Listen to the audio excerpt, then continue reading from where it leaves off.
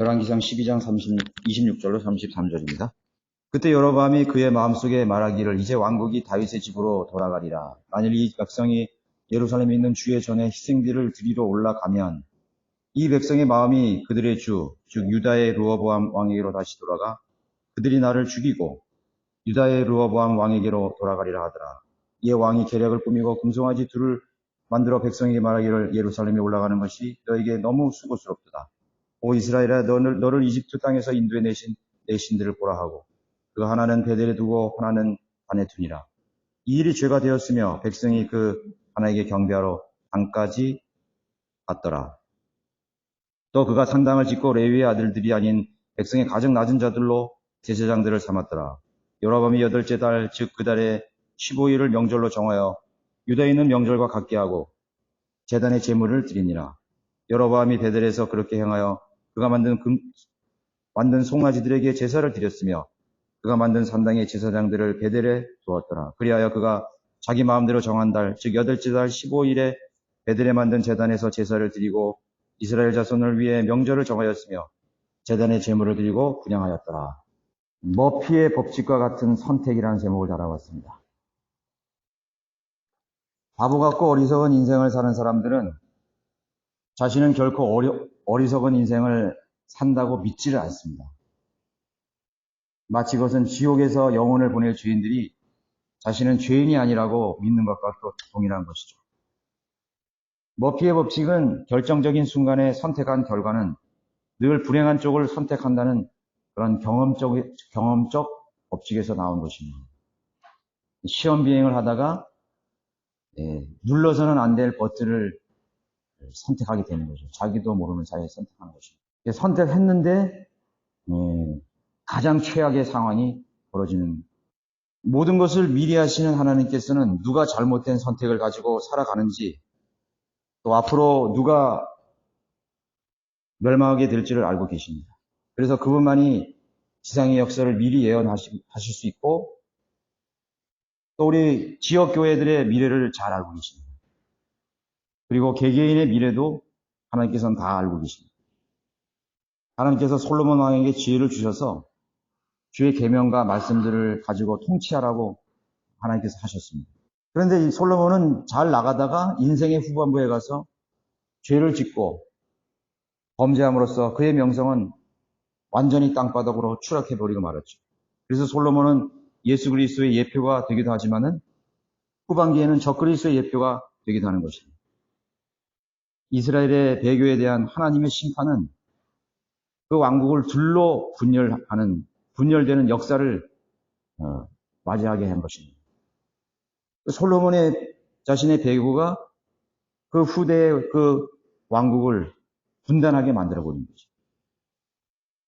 그래서 북왕국 이스라엘은 여로보암에게 주기로 하셨고 남왕국 유다는 르호보암에게 주어지게 하신 것입니다. 오늘 우리가 살펴볼 부분은 여로보암이 선택하고 행했던 일들에 대한 교훈을 배우고자 하는 것입니다. 여로보암이나 르호보암의 통치와 생애는 이제 자신들의 선택에 달려 있습니다. 어차피 왕국은 하나님께서 둘로 나눴고 그들에게 주기로 한 것입니다. 이제 그때부터는 이 여로보암과 르호보암이 선택에 달린 거예요. 그 운명은 그들의 선택에 달린 것입니다. 선왕이었던 솔로몬의 배교에 대한 결과가 그들이었지만은 하나님께서는 과거의 일에 대한 징계나 심판을 엉뚱한 후대의 자손들에게 덮어씌우는 그런 불공정한 하나님이 절대로 아닙니다. 그 결과가 나왔으면 그 결과의 시점부터 하나님께서는 또 다시 시작하는 거죠. 오히려 과거의 죄악과 실수를, 과거의 죄인들, 과거의 배교자들, 과거의 잘못된 선택들에서 하나님을 떠났던 사람들에 대해서 현재의 사람들이 그것을 숙고해 봄으로써 자신이 현재 어떤 결정을 내려야 하고 또 무엇이 가장 현명한 선택인지를 더 잘 판단할 수 있게끔 하나님께서 해주시는 것입니다. 알게 해주시는 것이죠. 남유다의 르호보암은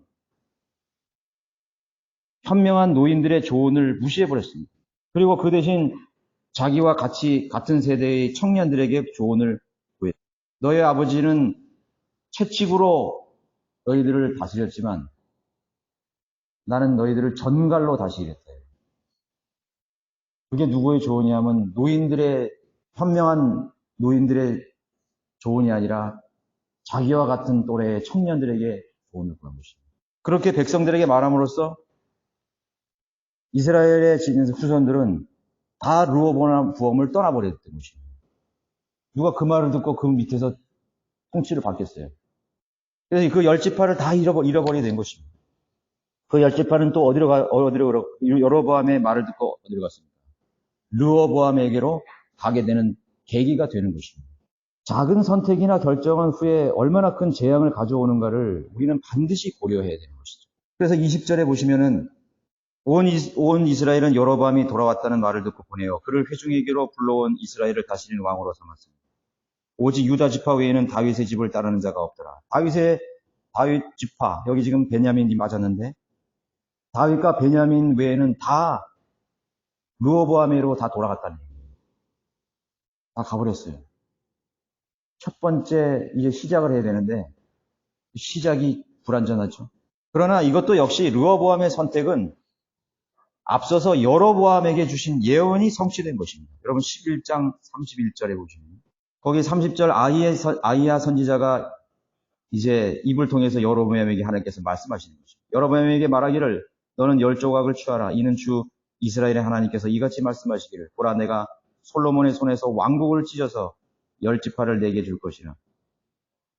여로보암이 왕이 되기 전에 이미 하나님께서 여로보암에게 10지파를 너에게 주리라고 약속하셨습니다. 그러니까 이게 잃어버렸던 조각들이 이렇게 촥 맞춰지는 것 같죠? 좋아, 이렇게. 왜 르호보암이 그렇게 강팍하게 되었고, 그런 말을, 청년들의 조언을 듣고서 이스라엘 백성에게 그런 말을 했는 것입니다. 보라, 내가 솔로몬의 손에서 왕국을 찢어서 10지파를 내게 줄 것이라. 여로보암에게 이미 말씀하셨던 거예요. 왜 그러셨을까요? 하나님 불요원청하십니까? 그렇죠. 주님은 이미 르호보암이 자신의 친구들을 이미 신뢰하고 있었을 것을 아셨기 때문인 것입니다. 하나님을 두려워하지 않는 젊은 세대들, 젊은 친구들을 신뢰했다는 것을 너무나 잘 알고 있었어요. 르호보암. 그래서 르호보암이 어떤 선택을 하고 어떤 말을 할 것인지를 알고 있었기 때문에 그 상대편인 여로보암에게 그런 예언을 했던 것이에요.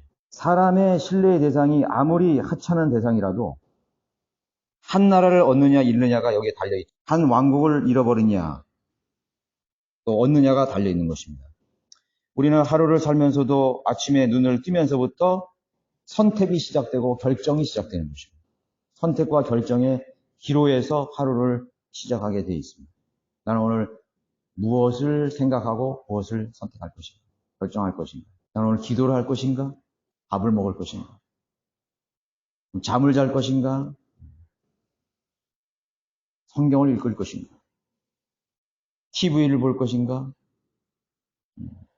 가족들과 함께 하나님께 찬양을 드릴 것인가. 무슨 수많은 결정들이 있다. 그러면 여로보암이 거뒀던 책임과 복을 여로보암은 또 어떻게 그것을 다루고 수용했느냐. 그럼 여로보암은 어떻게 그것을 수용하고 그것을 다루었는 거죠. 여로보암은 사실 솔로몬의 눈을 피해서 이집트로 도피해 살았죠. 도망가 살고 있었습니다. 르호보암이 10지파까지 다 얻을 수 있는 그런 기회가 있었던 것이에요. 그러면 어디까지 가는 것입니까? 르호보암이 좋은 선택을 하고 정말 하나님을 두려워하는 그런 마음을 가지고 정말 신중한 선택을 했다면 왕국이 안 나눠질 수 있는 가능성도 있지 않겠어요? 북왕국 10지파가 지금 자기한테 와서 조언을 들으러 왔는데 여기서 정말 하나님이 원하시는 조언을 백성들에게 했더라면 그 10지파가 다 돌아올 수 있잖아요. 여로보암은 이미 이집트에 도망가 있었잖아요. 숨어 있었던 것이죠. 그러나 그것이 빗나가 버렸죠. 선택이 잘못됐어요. 그 10지파는 다 르호보암을 떠나버렸습니다. 누구를 따라야 될지를 기로에 서 있는 것입니다. 그때 솔로몬이 죽었죠. 그리고 이집트에 도피해 있던 여로보암이 자기 백성에게로 돌아온 것입니다. 돌아왔습니다. 자, 우리가 기억해야 할 일은 인간이 누리는 복들을 내가 만들어낸 복이라고 생각을 하는 데 있다는 것이죠. 전부 다 내가 만드는 거야. 내가 이룩한 거야. 이런 상황은 다 내가 선택한 거야. 맞을 수도 있죠. 내가 누리는 복, 내가 부리는 은혜, 내가 가진 소유, 내가 만든 복이 아니에요. 하나님께서, 주님께서 선물로 주신 은혜라는 걸 알아야 돼요. 선물로 주셨어요. 그러나 어느 누구도 그것에 대해서 감사하고 은혜로 여기지 않는다는 사실입니다. 여러분들 어떻게 생각하시나요? 온 이스라엘이 여로보암이 돌아왔다는 말을 듣고 본의 그를 회중에게로 불러온 이스라엘을 다스리는 왕으로 삼았습니다. 여로보암이 돌아왔죠? 그거를 이스라엘 사람들이 들은 거예요. 그리고 그거를 이스라엘을 다스리는 왕으로 삼았다는 거죠. 누가 준 복이죠? 자기는 죽음을 피해서 이집트에서 숨어 있다가 거지 같은 꼴로 들어왔는데, 그냥 넝쿨째 복이 그냥 여로보암이 오는 거예요. 이건 말할 수 없는 복 아니에요. 물론 거기에 책임이 따르겠지만, 나를 죽이려고 했던 그 솔로몬 왕을 피해서, 도피해서, 그렇게 숨어서 살다가 겨우 목숨을 부지해서 허심스럽게 그 이스라엘 땅에 와서, 혹시나 나를 죽이는 사람이 없으면, 그런 불안감 속에서 살아야 될 그 사람이, 이거는 완전히 상황이 뒤바뀌어서, 그 이스라엘 백성이 자기한테 몰아서 자기를 떠받치고, 자기를 추앙하고, 왕으로까지 삼으려고 하는 이 상황. 한 가지도 자기가 한 일이 없어요. 하나님의 복이죠. 하나님의 은혜죠. 자기가 생명을 부지하고 살았던 것만으로도 감사해야 되는 것이죠. 얼마나 감사한 일이에요. 여로보암이 이스라엘 땅으로 돌아왔을 때 르호보암은 유다의 집과 베냐민 지파의 군대를 모았습니다. 그 소식이 들었겠죠. 야, 여로보암이 저 북쪽에서 나를 떠난 10지파를 규합해서 뭔가를 할 것이다. 그 사람들이 전열을 가다듬고 어떤 조직체를 이루고 어떤 힘이 있기 전에 우리가 먼저 가서 치자. 그래서 남유다 르호보암은 유다 지파의 사람들과 베냐민 지파를 모아서 군대를 만들었어요. 또 모인 군대가 18만 명의 군대를 모아서 자신을 배신한, 자신을 떠나버린 그 10지파 이스라엘을, 그리고 이집트에서 돌아온 그 여로보암을 치러 올라가는 것입니다. 그 만약에 아무것도 정비가 안 된 그런 이제 그런 상황에서 만약에 르호보암이 조직된 군대를 가지고 갔다면 전멸이죠. 왕 그 10지파는 여로보암도 죽고 다 죽었을 거예요. 그런데 여기 성경에 보면은 하나님께서 그 계획을 막으셨어요. 올라가지 말아요. 기적같이 그 군대를 막으신 것입니다. 근데 그렇게 막았는데 르호보암은 또 거기에 복종을 해서 올라가지 않았어요. 그 사이에 여로보암은 그 북이스라엘의 국가를, 왕국을 시작하는 준비를 할 수 있었던 것이, 이스라엘을 통치할 수 있게 하신 것입니다. 주가 이같이 말하노라, 24절에 주가 이같이 말하노라, 너희는 올라가지도 말며 너희 형제 이스라엘 자손을 대항하여 싸우지도 말고 각자 자기 집으로 돌아가라. 이는 이 일이 내게서 나온 것입니다. 하나님 나에게서 나왔죠. 하시니라. 그러므로 그들이 주의 말씀에 경청하고 주의 말씀에 따라 떠나려고 돌아가니라. 그리하여 25절에 여로보암이 에프라임 산지에 세겜을 건축하고 거기서 살았으며 또 거기서 나가 푸네엘을 건축하니라. 북왕국 이스라엘을 이제 세우기 시작한 것입니다. 초대 왕이 된 것입니다. 여로보암. 얼마나 기적 같은 일인가.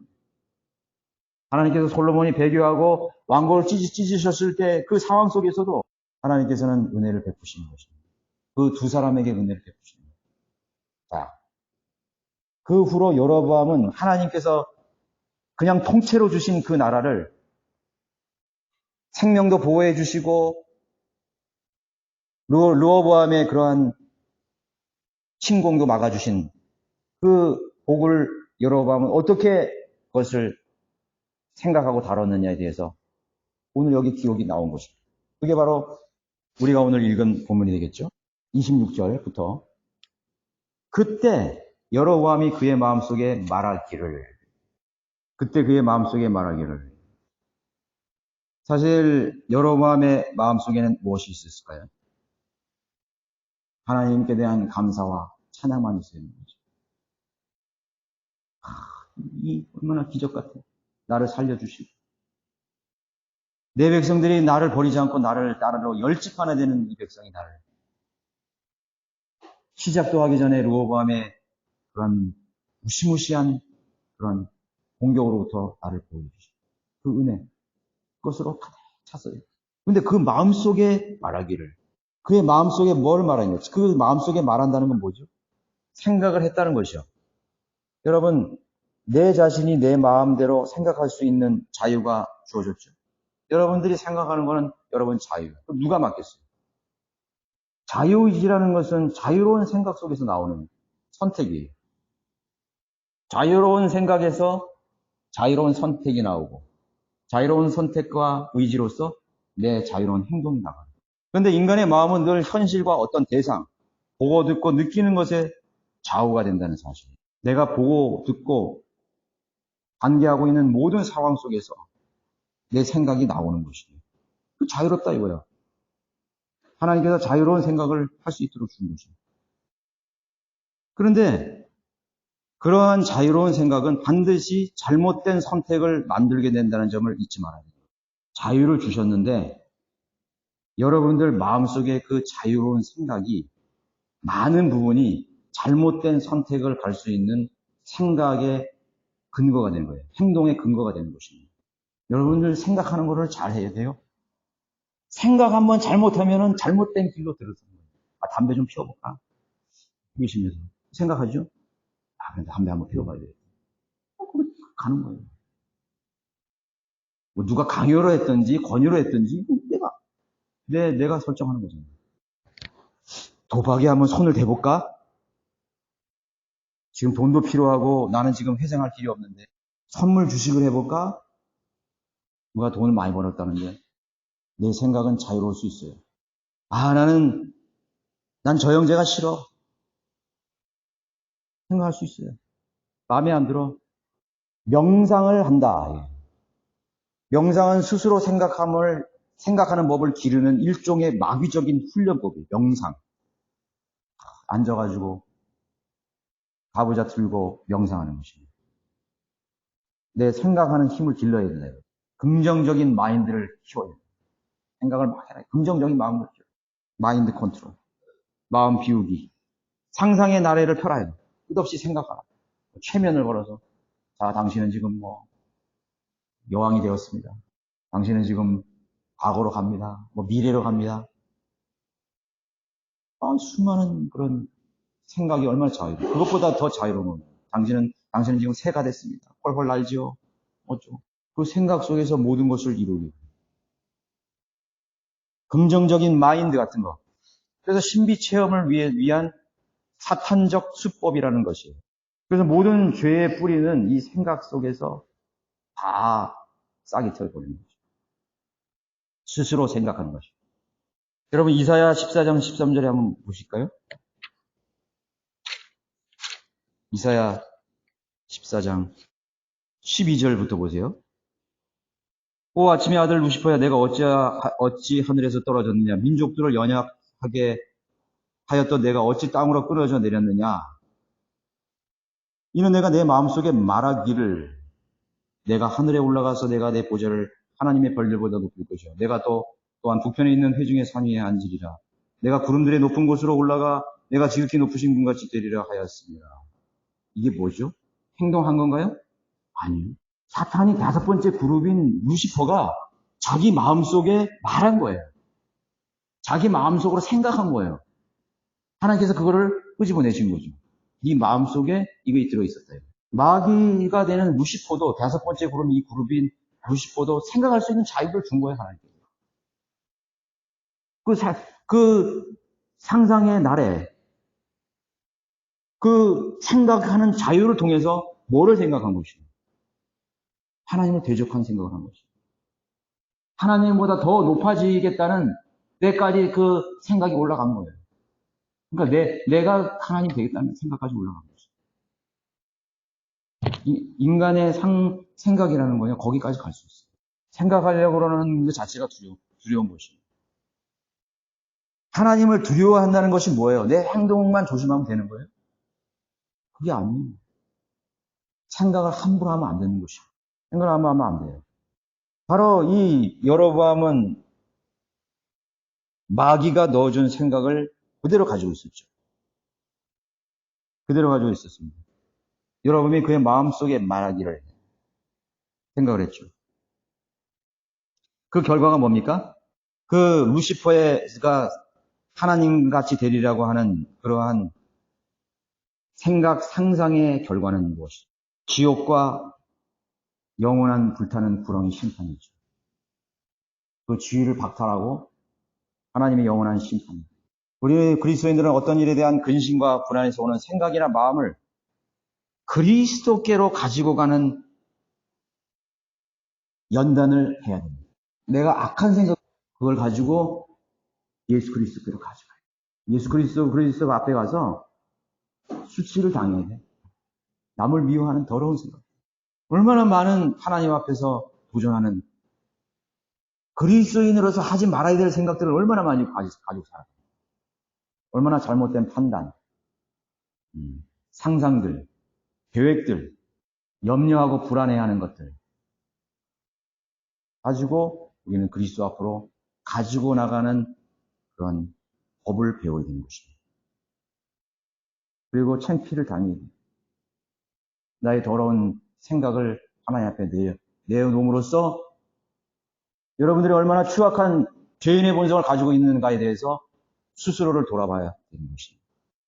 그거를 못한다면은 여러분들의 마음은 더 더럽혀지는 것입니다. 하나님과 상관없는 수많은 생각을 가지고 이 세상을 앞으로 살게 될 거예요. 그럼 내 자유와 하나님 자유의지를 주셨어. 자유로운 생각할 수 있어 주셨어. 수많은 것들을 다 떠올리면서 만들어내면서 그렇게 사람들은 살아갈 것입니다. 그래서 악한 생각이나 불행의 원천이 되는 불씨가 우리는 하늘로 올라가지 못하도록 묶어두는 법을 배워야 되는 것입니다. 더 이상 나의 생각이 활개를 치지 못하도록 그렇게 묶어두는 법을 배워야 되는 것입니다.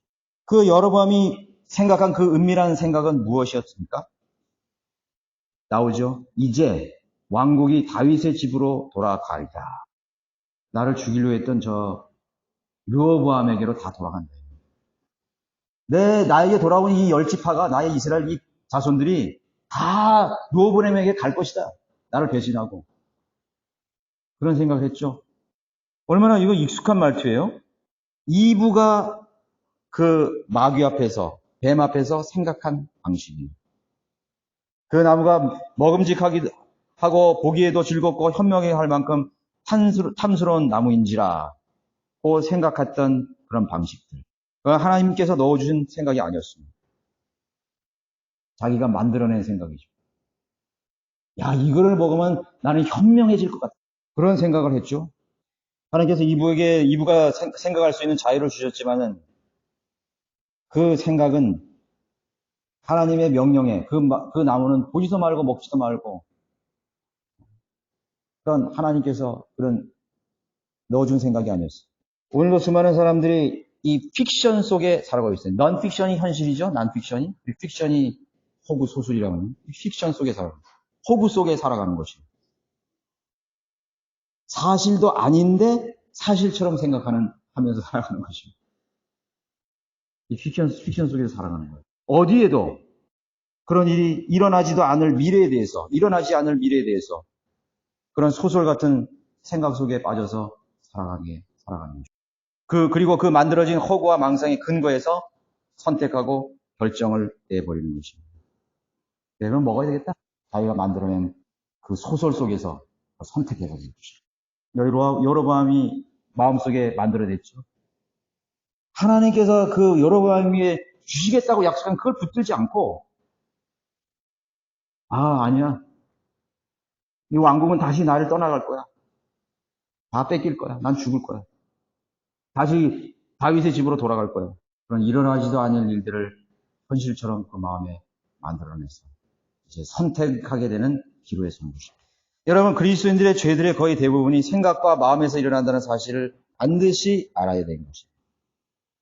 여로보암의 상상의 나리는 곱비 풀린 망아지처럼 달려가고 있었습니다. 27절에 보세요. 만일 이 백성이 예루살렘에 있는 주의 전에 희생제를 드리러 올라가면, 자, 백성들이 예루살렘에 있는 주의 전에 희생제를 드리는 것이 드리러 올라가면은 뭐죠? 지극히 정상적인 일 아니에요. 하나님의 백성들이 이스라엘의 성전에서 경배 드리는 것이 마땅한 거 아니에요. 마땅하죠. 하나님을 섬기고 하나님께 경배 드리는 게 마땅하죠. 이 생각은 잘못되지 않았어요. 예루살렘으로에 올라가서 하나님께 희생제를 드리는 것이 마땅한 거예요. 그렇게 해야 돼요. 그런데 그 뒤에 따르는 생각이 그를 또 사로잡고 있는 것입니다. 이 백성의 마음이 그들의 주, 즉 유다의 르호보암 왕에게로 다시 돌아가. 그들이 나를 죽이고 유다의 르호보암 왕에게로 돌아가리라 하더라. 한 가지도 현실에서 일어난 일이 아니에요. 그리고 그럴 일도 없어요.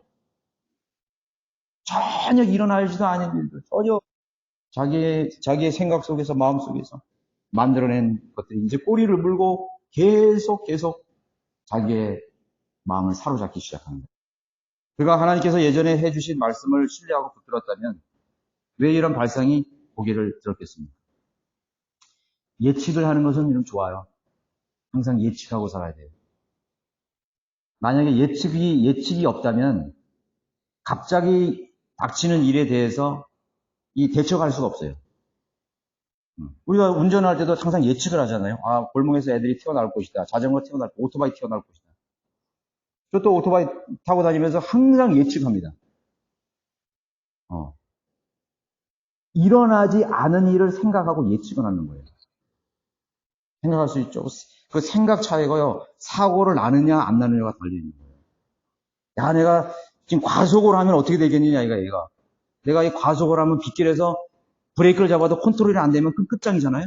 그 예측을 하는 거예요. 그 예측을 하면은 내가 조심하고, 일단 정지하고, 서행하고, 그렇게 한다고요.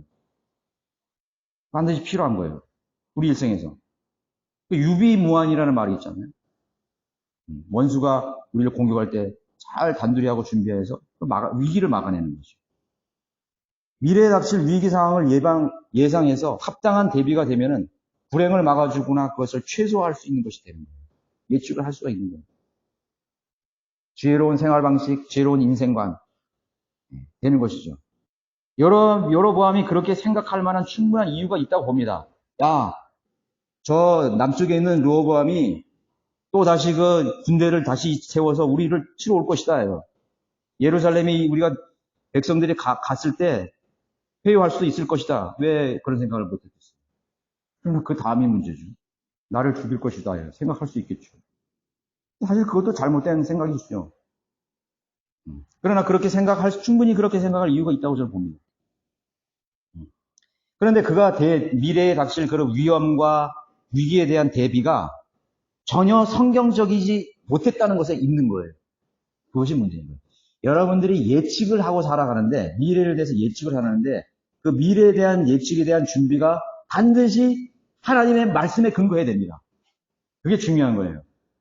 여러분들이 앞에 닥칠 경제적인 위기를 여러분들이 준비를 한다 이거예요. 뭐 저축을 하고, 이 사람은 재테크를 하고 뭘 한다 이거죠. 예를 들어서. 그러나 그것이 여러분이 성경적이라야 되는 거예요. 그리스도인 다워야 된다는 거예요. 저 상대방의 직장에서 저 상대방이 나를 이용하는데 저 사람이 나를 어떻게 대할 것인가? 내가 인사를 했는데 안 받아준다 이거예요. 나를 비난하고 그런다 이거예요.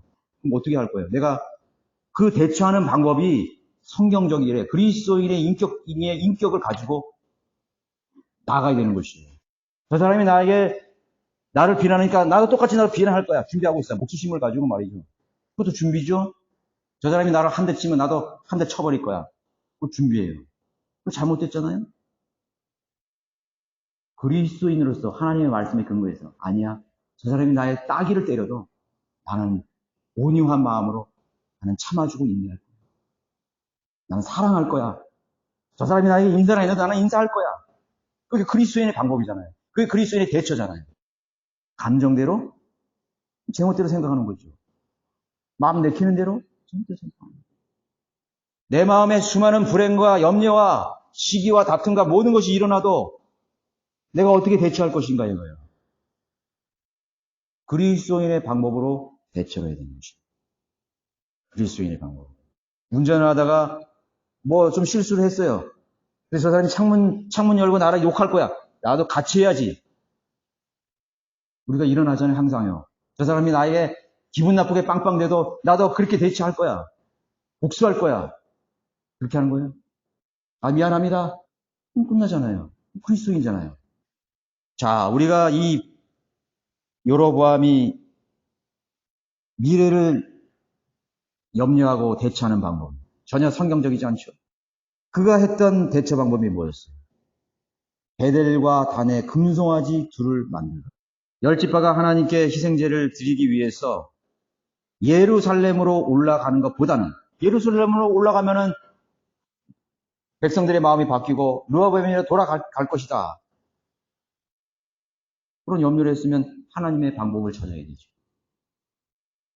하나님의 약속을 붙들고 자신이 염려했던 그런 미래에 대해서 대처를 해야 될 거 아니에요.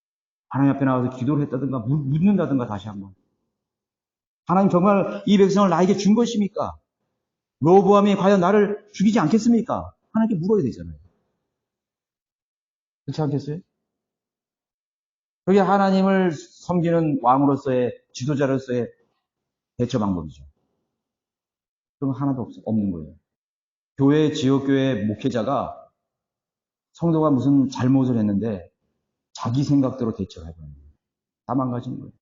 하나님께 나가서 먼저 물어야 돼요. 생각해버리는 거예요. 이건 마귀가 했구나. 온유와 친절과 인내로서 그것을 잘 조언해주고, 자기 멋대로 생각하고 그렇게 해보면 지옥교회가 설 수 있겠어요? 절대로 지옥교회는 서지 못하는 것이죠. 여러분들도 마찬가지요. 여러분들도 서로가 교제하고, 하나님 앞에 섬기고, 육신적인 생각으로 여러분 대처하면 안 돼요. 우리는 누구에게든지 결례하고 실수할 수 있어요. 그것을 우리가 바라볼 수 있어요. 그거 어떻게 대처하실 거예요? 진짜 기분 나쁘다, 이거. 응? 나는 오늘 모욕을 당했어. 그게 아니잖아요. 하나님께 가서 물어야죠. 어떻게 할 거야, 하나님? 하나님의 방법이라는 것은 불안과 초조와 근심이 아니에요. 하나님은 평안을 주십니다. 하나님의 방법으로 우리를 대처하게 하실 때는 하나님께서 우리에게 잔잔한 마음을 주십니다. 그게 하나님의 방법이에요.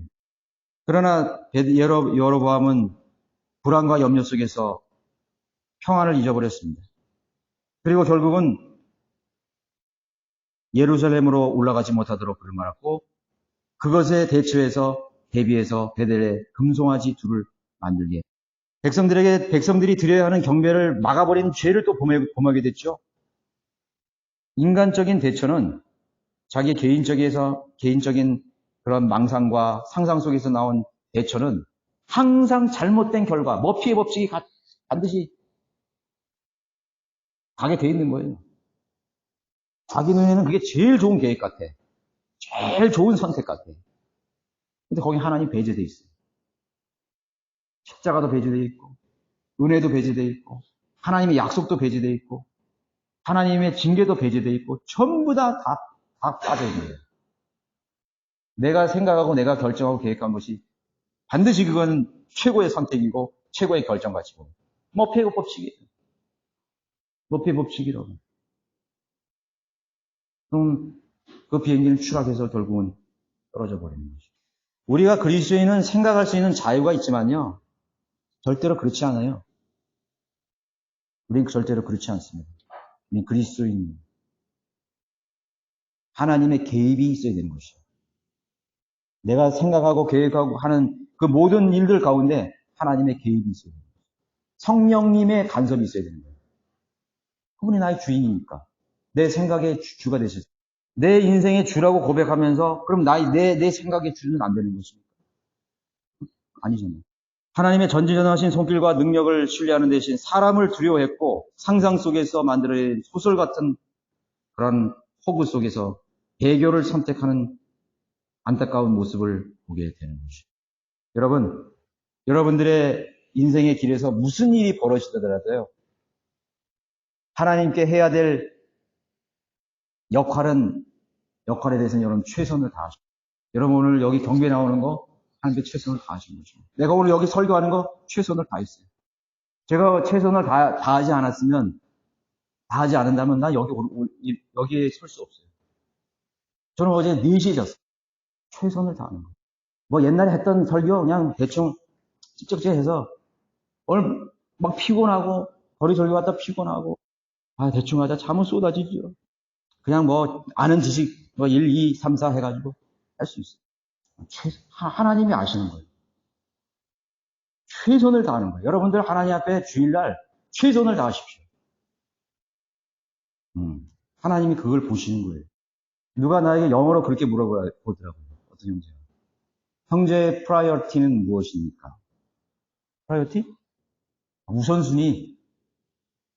우선순위가 뭐예요, 형제님?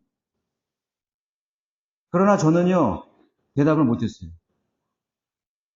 내가 과연 하나님 앞에서 최선으로 살아가고 있는 것이 최선이 아니야. 최선을 다하려고 할 뿐이지. 최선을 다하려고 하지만 하나님 보시기에 나는 아직도 모자라고 부족하고 더 많은 최선으로 하나님께 드려야 되는데 못 드리고 있는 거예요. 그래서 기도하는 것입니다. 주님, 내가 최선으로 하나님 앞에 드릴 수 있도록 해주십시오. 내가 오늘 설교를 하는데 하나님, 내가 오늘 할 수 있는 최선을 다해서 우리 회중에게 설교할 수 있도록 해주십시오. 이렇게 기도하는 것이에요. 저는 여러분들에게 최선을 다하려고 노력하고 있는데 회중인 여러분들이 화답은 무엇입니까? 하나님께 드리려고 하는 최선의 모습은 무엇입니까? 그 앞에 여러분 나아가셔야 되는 것이죠. 먼 곳에 찾지 말고요. 필라델피아 교회 시대에 자신의 생명을 들여서 성령할 거, 거기까지 안 가도 좋아. 죽기까지 하나님 앞에 순종한 수많은 성경들을 믿는 그리스도인, 순교했던 그리스도인, 거기까지 안 가도 돼. 오늘 이 시대에 살고 있는 최선을 다한 우리 그리스도인, 동료 그리스도인들의 삶에 대해서 당신의 반응은 무엇입니까? 저는 우리 러크만 목사님 마지막 설교하시는 장면을 가끔 봐요. 너무나 도전이 되고 그 호소하는 모습. 마지막 생을 다하기까지 주님을 위해서 살려고 했던 그런 노장의 그런 모습. 그렇다면 나는 거기에 대한 나의 반응은 무엇일까? 나는 최선으로 살지 않았어. 그것밖에 없는 거예요. 그러나 나는 오늘도 최선을 다하기를 원하는 거죠. 여러분들이 한번 지나가면 끝나버리는 그 인생에서 무엇에 최선을 다하겠습니까? 어제 형제님하고도 돌아오면서 그런 말 했어요. 내가 중학교 3학년 때 그 명문학교에 고등학교에 들어와서 내 일생에 가장 최선을 다해서 공부했던 순간이 있었어요. 그게 중학교 3학년이에요. 그 어린 나이에 나는 최선을 다했던 경험이 있어요. 그래서 나는 공부에 대해서 후회하지 않아. 왜? 내가 최선을 다했던 순간이 있었어. 난 그렇게 공부해봤어. 뭐 그 결과가 어찌 됐든지. 네. 나는 그래 우리 자녀들에게도 그렇게 얘기했어요. 우리 둘째가 크리스찬 동아리 때 뭐 못해서 나머지 공부도 하고 통과를 못했다는 거야. 막 근심을 하는 거야. 아니야. 내가 그 얘기를 해줬죠. 최선을 다해. 그러면 너가 해야 할 일을 다 한 거야. 하나님께서 받으신 거야. 기도하면서 네가 최선을 다하는 거야. 그렇지 않겠어요? 여러분들이 하나님을 섬기고 하나님께 경배드리고 하나님께 헌신하려고 하는 그런 마음 속에서 최선을 다했던 순간이 있었나요? 우리는 주님을 만날 때까지 최선을 다해야 됩니다. 주님의 오심을 정말로 기다리는 사람은 최선을 다하는 사람입니다. 말로만 최선을 다한다고 주님을 기다린다? 근데 그 모습은 주님을 기다리는 사람이 아니에요. 전혀 주님을 기다리는 사람 같지가 않아요. 그러면은 연약한 지체들은 시험에 빠지는 것입니다. 시험에 들어요. 아, 저 형제는 주님이 오신다, 주님을 기다린다 한다면서 전혀 삶은 최선을 하나님 앞에 드리는 사람이 아니에요. 아니, 최선을 드리지 못하더라도 최선을 드리려고 노력하는, 그런 노력하는 삶. 그럼 실족하죠, 사람들이. 죄를 짓는 것입니다. 자기도 거짓말하는 것이고 다른 사람에게 죄를 짓는 것이고. 잘 한번 생각해 보시라고요. 누군가 우리 회중에 있다가 실족하고 시험에 들었다 이거예요. 그러나 그 사람이 사람 당사자와 하나님과의 관계죠. 그러나 그걸 빌미를 제공했던 우리들의 모습 속에서도 그거를 찾아야 되는 거예요. 난 최선을 다했는 거예요.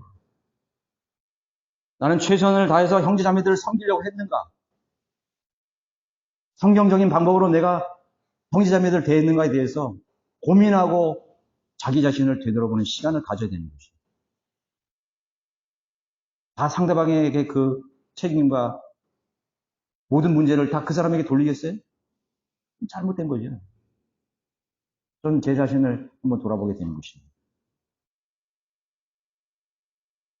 자, 우리는 어떤 일이 벌어져도 우리는 그리스도인으로서 하나님께 대한 최선을 다하려고 해야 됩니다. 하나님께서 하라고 하신 명령에 기꺼이 순종하고 하나님께서 우리에게 의뢰하신 일을 끝까지 존중하고 순종을 해야 되는 것입니다. 순종해야 돼요. 내 죽기까지 너희들은 충성하라. 자, 28절에서는 이의 왕이 계략을 꾸미고 금송아지 둘을 만들어 백성이 말하기를 예루살렘에 올라가는 것이 너에게 무슨 너무 수고스럽도다. 굉장히 합리화시키죠. 마음은 그렇지 않은데 마치 백성들을 생각해 주는 것처럼. 야, 뭐 예루살렘까지 가서 굳이 이렇게 뭐 형식적으로 그렇게 들지 말고 여기 금송아지 있고 이게 니들의 신이야. 너를 이집트에서 인도에 내신 내 신을 보라.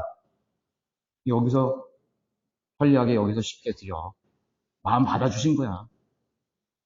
꼭 뭐 지역교 예배당에 들어가서 꼭 예배를 드려야 그게 예배야? 지금 얼마나 많은 사람들이 인터넷으로만 예배 드리는 거예요.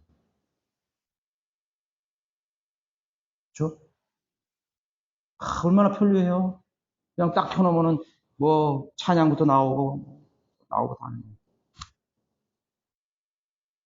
그거 막 쫙 보다 그럴 거 아니에요. 이렇게 보다가 아빠 뭐 없는데 이거 좀 찾아줘. 그래 알았어 잠깐만.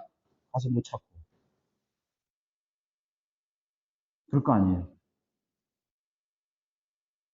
인터넷 예배 딱 드리다가 여보 목마른데 나 저 음료수 하나만 갖다 줘. 자기가 갖다 먹어. 그래 내가 갔다 올게. 냉장고 가서 또 음료수 한 잔 먹고 앉아서. 그게 예배예요? 그게 경배입니까? 그게 영과 진리로 드리는 경배예요? 절대 그렇지 않아요. 하나님의 말씀이라는 건 감상하는 게 아니에요. 설교는 감상하는 게 아니에요. 아, 저 형제 설교 잘 못한다. 아, 했던 거 또 하는데, 아, 오늘 설교 너무 좋았어. 내가 오늘 감동받아서. 그런 거예요? 설교가 그런 겁니까? 평가의 대상이 되고, 어떤 그런 것을 감상하는 그런 대상이 되는 건가요? 그럼 저는 비참해지는 거예요, 여기서. 여기서는 비참한 사람이에요. 아니잖아요. 그 여로보암이 그렇게 했던 것이죠. 하나님을 비참한 하나님으로 만들어버리는 거예요. 하나님은 아무나 다 계셔. 여기도 계셔. 꼭 그 예루살렘에 쓰지 마. 하나님께서는 다 아무 성경이나 되는 거야. 뭐 개혁 성경이 되고 로마 카톨릭 되는 거야. 그냥 성경이라 이름만 하면 되는 거예요. 얼마나 편리해. 수많은 구절이 난도질 당하고 훼손되고 말이죠. 하나님을 잡아 죽였던 그런 무리들이 썼던 그 성경을 하나님의 말씀이라고 가지고 예배를 드리는 그 무리들을 하나님 받으시겠어요? 자기들이 쓰는 성경을 안 썼다고 사람을 죽인 집단이 쓰는 성경을 지금도 쓰고 있는 거예요. 그리고도 자기가 하나님 앞에 예배 드렸다고 그러는 것이죠. 얼마나 편리해요. 하나님이라는 이름을 가진 곳에는 다 하나님이 계시고 하나님 다 인정해 주셔. 그 교회도 예수님 찾고 복음 찾고 말씀 찾고 예배도 있고 다 있어. 다 있겠죠.